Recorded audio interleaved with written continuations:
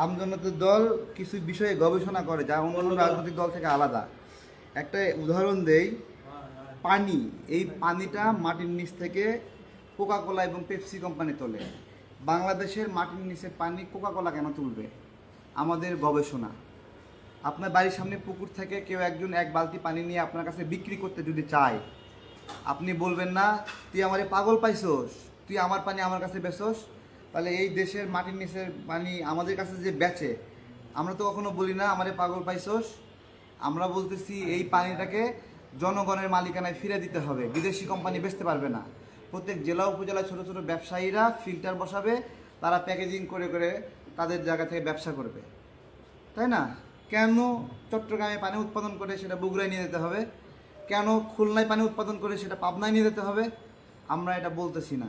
ঠিক একইভাবে আমার বসুন্ধরা গ্রুপ, আমার আকিজ, আমার মেঘনা গ্রুপ, ফ্রেশ গ্রুপ, আমার প্রাণ, এইসব কোম্পানি যেগুলো আছে, এই যে তেল গ্যাস খনিজ সম্পদগুলো, আমরা মনে করি যে আমরা এগুলো পারবো না জীবনে।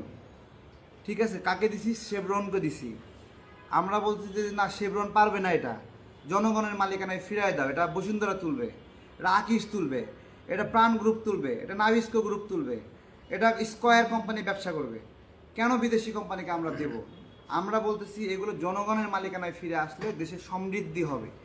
এই গবেষণাগুলো করার কারণে আমাদের অনেক শত্রু, অনেক শত্রু। আমাদের ম্যারিকো ইন্টারন্যাশনাল যে প্যারাশুট তেল বিক্রি করে, তার ব্যবসার অর্ধেক আমরা মাইরে দিচ্ছি। এই আমজনতার দল আমাদের শত্রু তারা।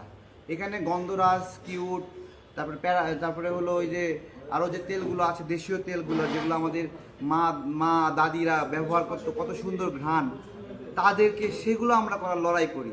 এ ভাই, এগুলো নির্বাচন নিয়ে আমরা কোনোদিন বলছি দোয়া করেন? দোয়া চাইছি কোনো দিন? তারপরে নিজের নামে পোস্টার বানায় নিচে লিখে দিছি কোনো দিন প্রচারে এলাকাবাসী? লিখছি কোনো দিন? আমরা এই প্রতারণাটা পারি না। বিছানায় কাইট হয়ে শুয়ে 3 দিন ভং ধরে থাকতে পারতাম, কিন্তু আমি এখানে চলে আসছি, আমার দায়। আমরা একটা ছোট ক্যাম্পেইন করি। ক্যাম্পেইনটা হলো আমাদেরকে মানুষ সহযোগিতা করে, 10 টাকা, 1 টাকা, 2 টাকা করে দেয়।